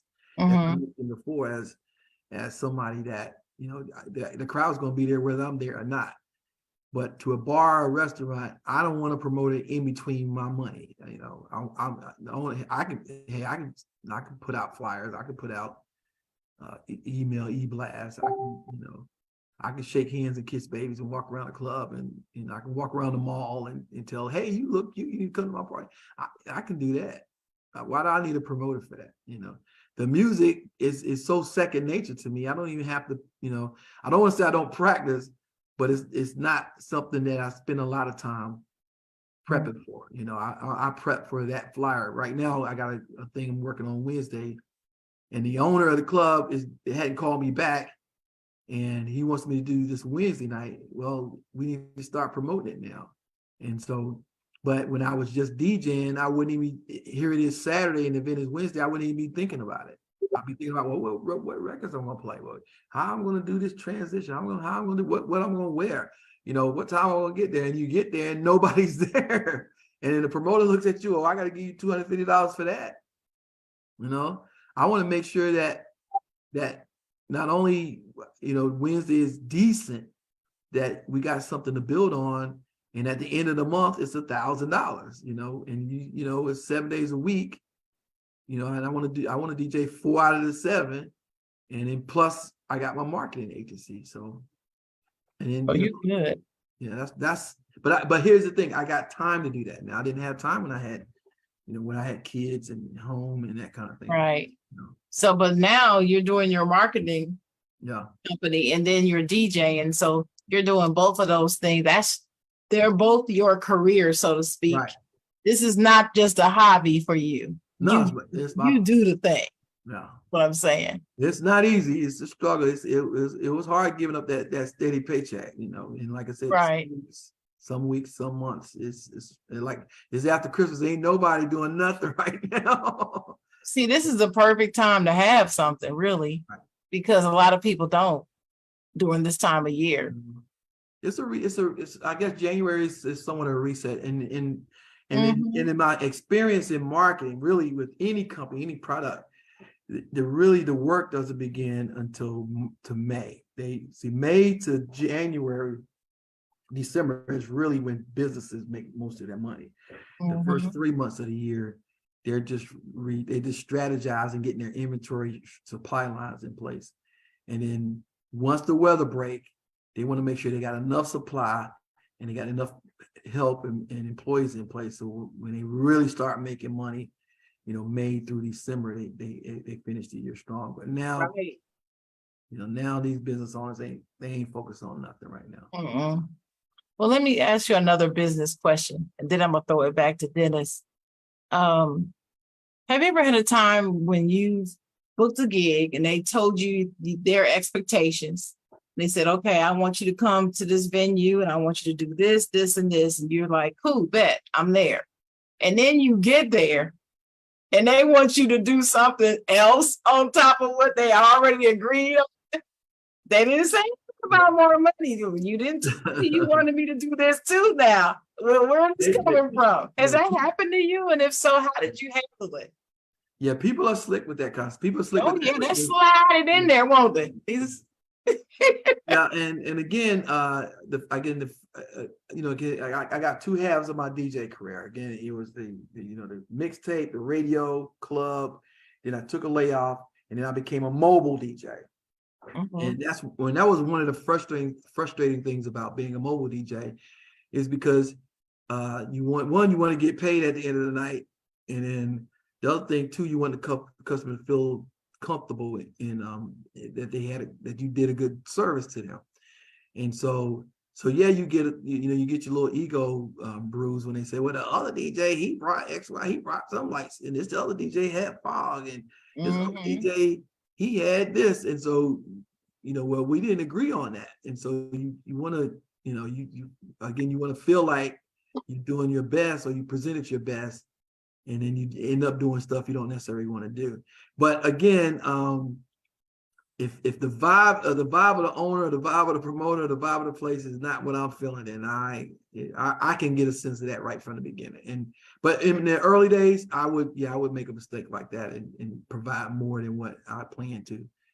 But now I done had enough to know what to ask and what not to ask, and recognize what I'm dealing with, So they can't be sliding that stuff in on you, trying to slide something in there. No, you didn't say you wanted me to do that now. Yeah, but I do pride myself on doing more than what I agreed to do.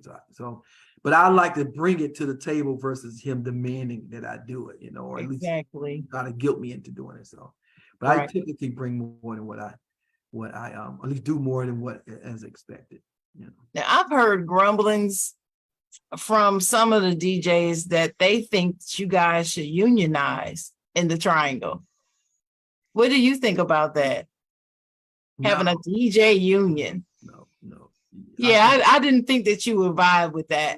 I didn't think that fits. Business on the earth. There's no business on earth, business where you are the owner, where everybody is paid the same. Now, if you're working at Amazon and you work for Amazon, then y'all need a union.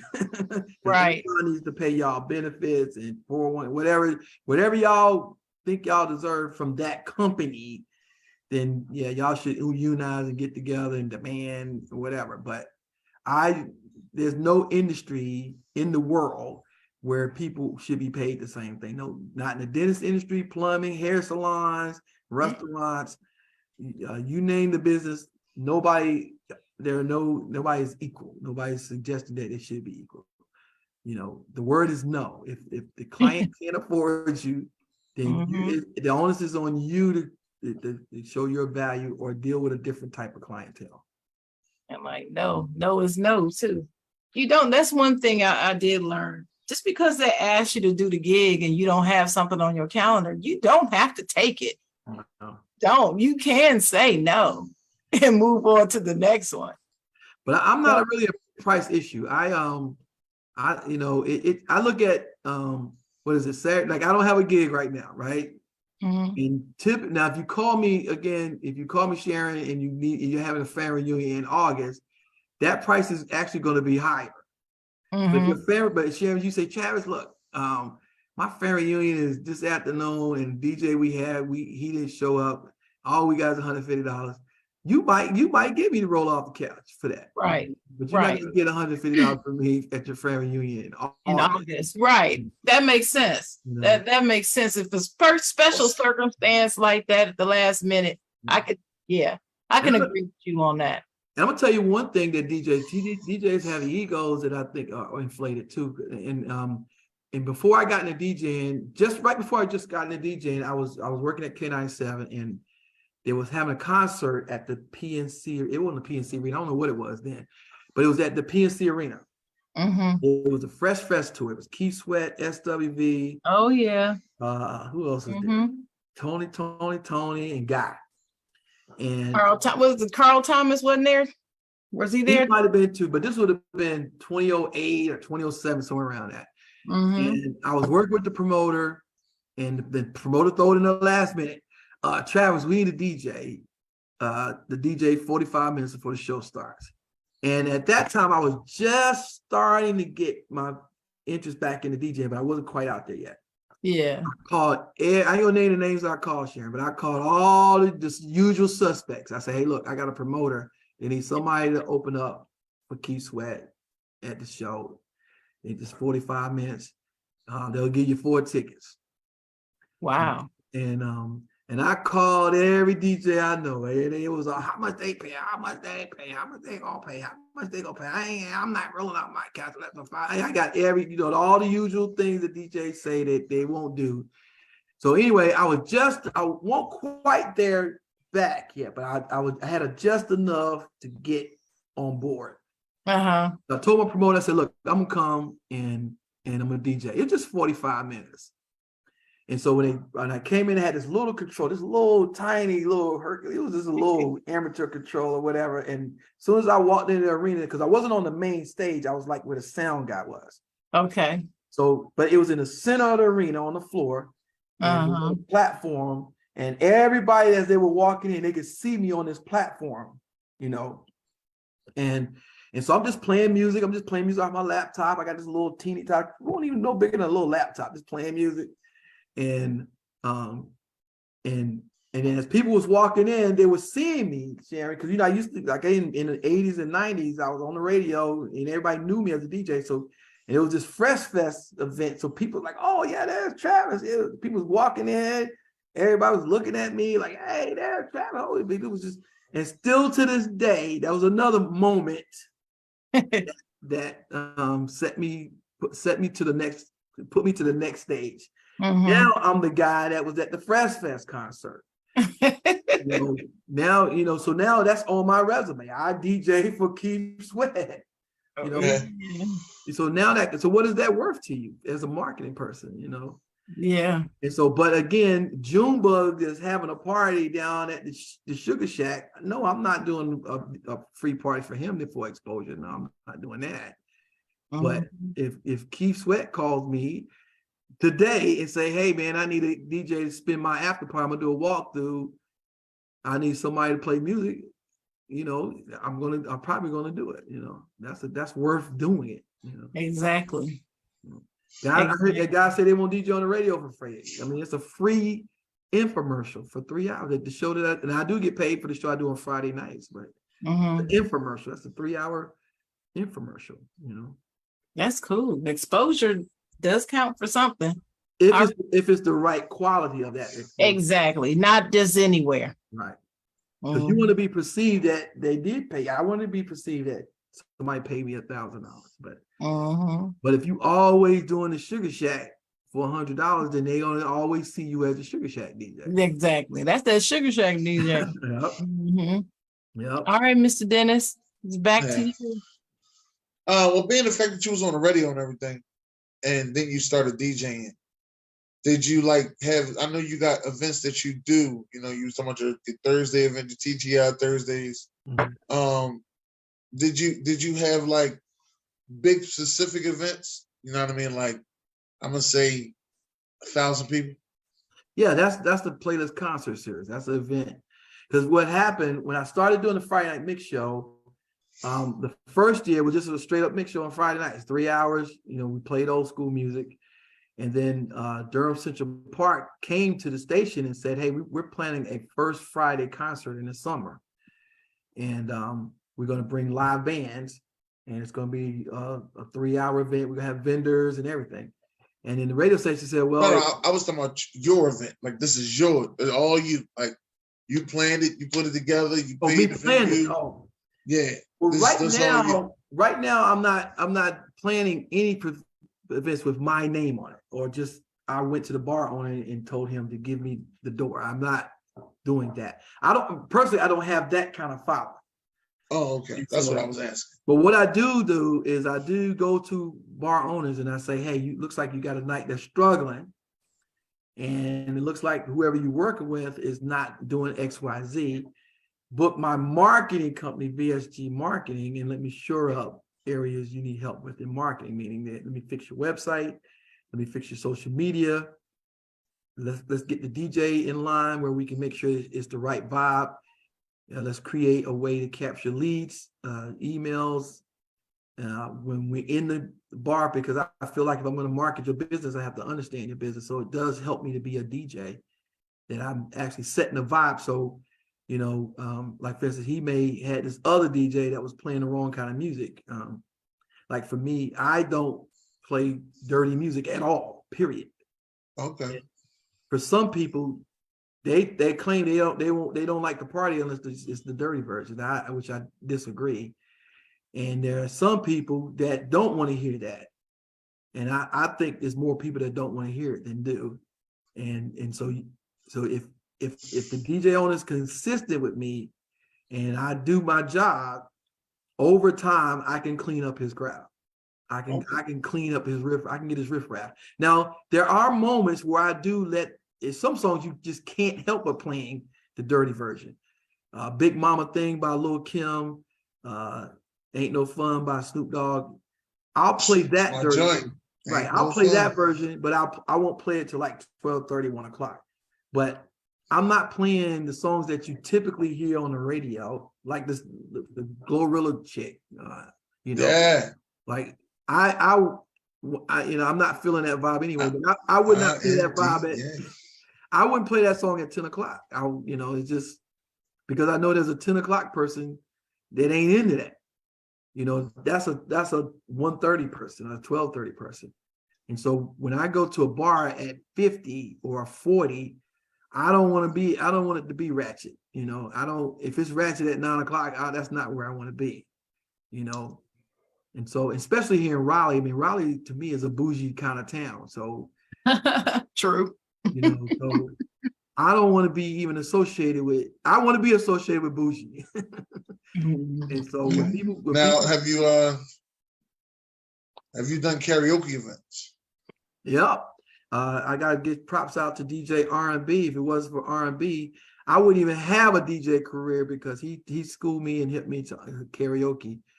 And karaoke really set the tone for the rest of my DJ career. Without karaoke, I wouldn't even be DJing right now. And so and we're back to people going out and having a good time, not worrying about dancing. And so I have to give shout out to R&B for showing, give me the DJ R&B. That's friend of the show. Friend of the show. We had him on. He was our first DJ guest. Yeah, what happened to him? He blew up the karaoke scene here with his style of karaoke called trap karaoke, and then he was the only one doing it. And so at TGI Friday, I was doing Sharon. I was doing Sunday nights at TGI Fridays, old school, and nobody was coming. I remember. And nobody was coming, and so they had me do Friday nights. But I was too old for Friday, and then they had me do Sunday, and nobody was coming, so they wanted to bring another DJ for Sunday, but they felt bad because I was a good DJ and they liked my vibe, and they just didn't want to cut me loose. They said, "Okay, well, Travis, we need somebody to do karaoke," and I had no clue what I thought karaoke was something that old DJs went to do it when they was pastor. It was like not me. It was like something I dreaded doing. Then I went to go see R&B one night and saw how he was doing it, and I was like, okay, I see where this is about now. And it was people having a good time, people was vibing.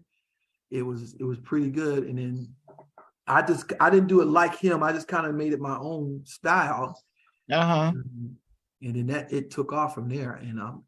So people know me more as a karaoke DJ than I am a regular DJ, even though I don't want to be known as a karaoke DJ. But now I heard that the karaoke DJing was easier than regular DJing. I wouldn't say it's regular. It's just different because, like for instance, like hip hop, you got break dancers, right? Right. So in karaoke, you got karaoke singers. You got core karaoke people that when they go out to karaoke, that's what they're there to do, like break dancers, like hip hop. Okay. So it's people that like hip hop and they come out to the party, but it's break dancers waiting for the break beats to start so they can start break dancing. So you got karaoke people on a Friday night, they might go to 3 karaoke bars for karaoke. So they'll go, it's 8 o'clock, they'll go to this bar, they'll sing that one song, and then they'll go to another bar at 10 o'clock, sing that same song, and then they go at 11 o'clock, they'll go to another bar to sing that same song. That they're going to 3 places, sing that one song, and they'll do that every week for the rest of their life. Yeah. I know a guy, he has a list of songs that's all he does. Like, yeah, he does the same song. He does the same list of songs. I said, you didn't improve your list at all? Like, it's been like 6 months. You ain't improved your list? No. This is it. I said, you don't have no duets you can do with nobody? No. This is it, right? He showed me his list. He was like, this is it. That's all I got. Yeah, so it's a core people that's in the karaoke like that. And then there's people that's sitting that want to try it, and they know they can't sing, but they see people having fun and they get up and do it. And then you got people that they came to the restaurant, that came to the event, they had no idea it was karaoke. They just got to sit through it. And so that was me. Before I got into karaoke, I could take it or leave it. And but it saved my career and stuff. So because love karaoke. I would say a third of my business comes from karaoke. Without karaoke, I wouldn't even be DJing right now. Oh, that's wonderful. Yeah, that Kingdom karaoke took over the triangle quickly. Kingdom karaoke. Shout out to DJ R&B. Yep, I gotta give him his props on that. Yeah. All right. Well, it's back to you, Sharon, with your 5-star shout out. Okay. All right. So we're coming to the end of the show. And at the end of the show, I like to do what I call a 5-star shout out. And what that is just rapid fire questions. I'm going to ask you these questions. You just give me the one answer. We're going to move on to the next question. Just boom, boom, boom, boom, like that. Okay. I'm going to try. How many seconds do I get for an answer? 10. Because I don't know if my brain can move that fast. So these are easy. It's nothing to think about too much. Okay. All right. You ready though? You ready? Yep. Ready, Dennis? You going to play along? No, you ready? No, I'll play along. Come on. All right. First question. High tops or low tops? High tops. High tops. I'm a low top guy. All right. Flats or drums? Drums. You know, I've been drums all my life, but I'm a flat guy now. Cool. Who's the GOAT NFL quarterback? Oh, Tom Brady. Joe Willie, Montana. That's right. Or Joe Cool. All right. The fourth one. In terms of voice, Mariah Carey or Whitney Houston? Whitney. But I like more Mariah music. Oh God. I think Mariah has more range than Whitney. Range and control, yes. Oh. All right. And my last question is my favorite question to ask. Do you watch the WNBA? Yes. I don't think I've watched the game. I don't think I've ever watched the whole game. I think I've watched highlights. But gotta watch the game, man. You gotta help those women out. Help the women out. There's more male sports fans than female, I know, but us men, we watch our male sports. So y'all women got to step up. We do. We watch it. We don't watch. See, women don't watch sports in general as much as men, period. Male or female. We just don't. Not as much. Maybe if they had on bikinis and thongs, we might watch, but that's see, y'all gotta get out of that sexualization stuff just for 2 hours. Dang. I don't have that problem. I know that was a bad tasting joke, but it was just there right on the table to take. So that's all right. All right, Dennis. That's my shout out. Thanks for playing. Yes. I thought you were gonna ask me who the greatest 5 MCs. I thought you were gonna ask me something like that. No. These are questions don't have nothing to do with your topic. That's what I do. Wait. Let me ask you this. You've been DJing for a while. Yeah. What are 3 songs that you gotta play? You gotta play these 3 songs to get you up. Oh my! While you DJing? 3 songs. 3 songs. Wow. I'm a big Biggie fan. I can listen to Biggie all night. So can he. I don't have one Biggie song, but I can listen to Biggie Smalls all night. So it's got to be one of his. You mean at a party or just one of my favorites? One of your favorite. Okay.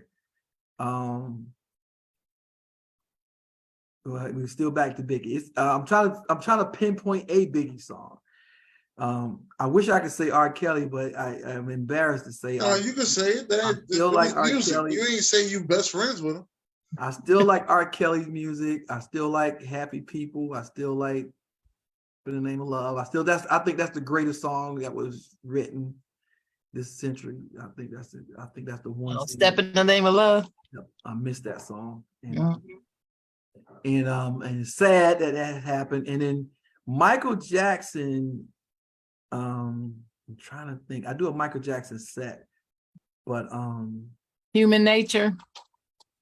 Nah, not Human Nature, but it's I want to say Rock With You. I got a version of Rock With You that I Rock really With like. You. And so, but those are the 3 songs I like. There's so many songs I like, but I know that one in particular. Those are the 3 that would get me going. Any Biggie song, and the Michael Jackson Rock With You. And then I like Step in the Name of Love. I like when you talk about a song they just can't lose every time I play it. Now I did an event, a 60 plus birthday party. I had been playing music the whole time while I was eating dinner, and I was like, I don't know how I'm gonna get this crowd to dance. And now when we DJ, we wonder if playing that R. Kelly song is gonna turn the crowd off, or they're gonna just ignore it and keep it moving. And it's been hit. I haven't gotten it right yet. And so, but I played the song for the 65 plus year old crowd, played Step in the Name of Love, and they all got up and started dancing.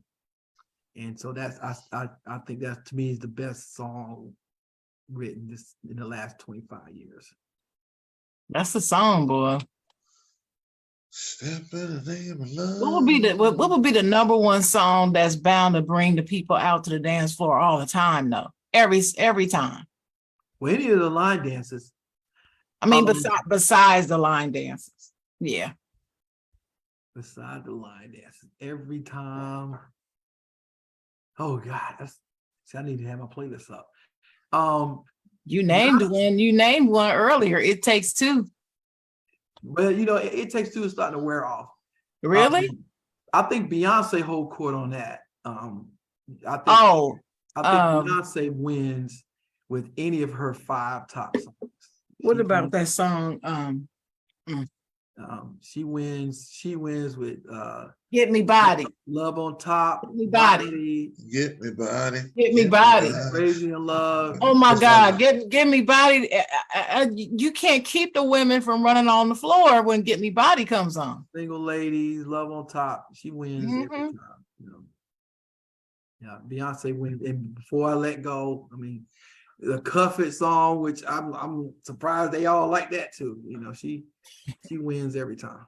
Yeah, she can't miss. Yep, she's one of the greatest performers too. I have to give her a props. I've seen her perform many times, and I had a floor seats one time, and I seen her perform, and I was like, man. And I've seen a lot of performers. She's athletic, and she can sing, and she got good music, and she choreographed. She's a great performer. She's awesome. All right, Dennis. All right, well, listen, Shannon, do you have any last words, Shannon? Well, I just want to first thank DJ Travis Gales for coming on today. Yes. I want him to tell the people how to best get in touch with him. I do see his website address up there. Tell everybody where he's located and how to get in touch with him for his services, and give us a final thought. Okay. From you, Mr. Gales. All right. So as you can see, let me see if I can do this right. As you can see, if you're looking to book me, you can go to djtravisgales.com. That's where you can get some information on me about if you're looking for a DJ. However, I am passionate about people who have small business owners, or people who got their one foot out the door of their corporate job and they want to start their own business, and they're looking for traffic, and they're looking for customers, and they're looking for ideas for their business. They can go to my other company, VSG Marketing. That's how I eat and sustain myself. But as far as DJing, if you're a DJ, I can suggest you do is just keep studying, keep learning, keep practicing. Watch other DJs. Don't think of other DJs as your competitors. They don't necessarily have to be your friends, but don't look at them as their competitor if they happen to be a little further along than you or below you. Just try to learn a little something from everybody. Again, I want to thank y'all for thinking that my time was worthy enough to be a part of your show. I'm glad I got a chance to get to talk to you, Sharon, because like I said, I see you on my timeline just about every day, and we got a lot of mutual friends. So yes, we do. Maybe there's an opportunity. We're gonna have to schedule a meeting. Yeah, because I did go to your website, and I saw that you and I share some talents together that we might can help one another out for that. Thank you. Dennis, we got a few things in common too. We got a little Philly connection. And so thank you for and you asked some really great questions, man. Very insightful questions. And I gotta thank the Chocolate Girl for that. She's one of the best. I gotta thank the Chocolate Girl for that. I had a busy work week. I always gotta thank the Chocolate Girl for that. Thank you. So hopefully you guys can invite me back on a best of show or something like that. Oh yeah, no doubt. That'd be nice to have all the DJs come back for a best of show. Oh, that would be dope. Yeah, we're great with that. And again, I really appreciate Erock was the only one to show his like DJ equipment. Yeah. And then finally, if you guys, if you're watching or you're listening, I do host a radio show on Friday nights on 90.7 FM. It's the Friday Night Old School Mix. Even though I played music from the 70s and 80s, funk, soul, and now what we call new disco, that's my slogan. Now what we call new disco, that means I play a little bit of everything. And so I'm on Friday nights on WNCU 90.7 FM. And you can hear it online or hit me up on my Instagram, my favorite DJ NC, or myfavoritedjnc.com. Thank you guys. Ooh, cool. That's your Instagram name? My favorite DJ NC. Yep. Okay, hold on. I'm gonna have to look you up now on Instagram. Hold on. My favorite DJ. Well, while you looking him up, I'm gonna give my NC. Don't forget to add the NC. NC on the end. Mm-hmm. And while you looking that up, I'm gonna give my final thoughts for the day. I've often said on this program how we should let people know often what they mean to you, how much you love them. And if there's a problem between you and somebody, you need to hurry up and solve it because tomorrow is not promised. So this week's incident with Damar Hamlin collapsing on the field hits home on this. Life is fleeting. We should treasure it, respect it, and understand how fragile it is. Live each day spreading light and love because it could be your final act on earth every day. So that's my final thought. Back to you, Dennis. Yes. All right, I got you now. Just followed you on Instagram.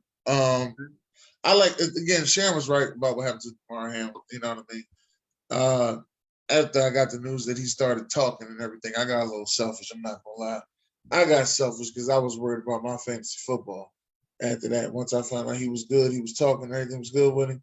But at the end of the day, like me and my OG, when I called him up and I was asking him about the fantasy football situation and I'm going against him, one of the first things we said, I said, man, I've been watching football since 90. I said, you've been watching since the 70s. I said, we ain't never seen nothing like this. And he was like, no, I ain't never seen nothing like this at all. And another thing we were sitting there both saying, we was like, being the fact that, this happened, you never know, what's the impact of the NFL now and how his family feel.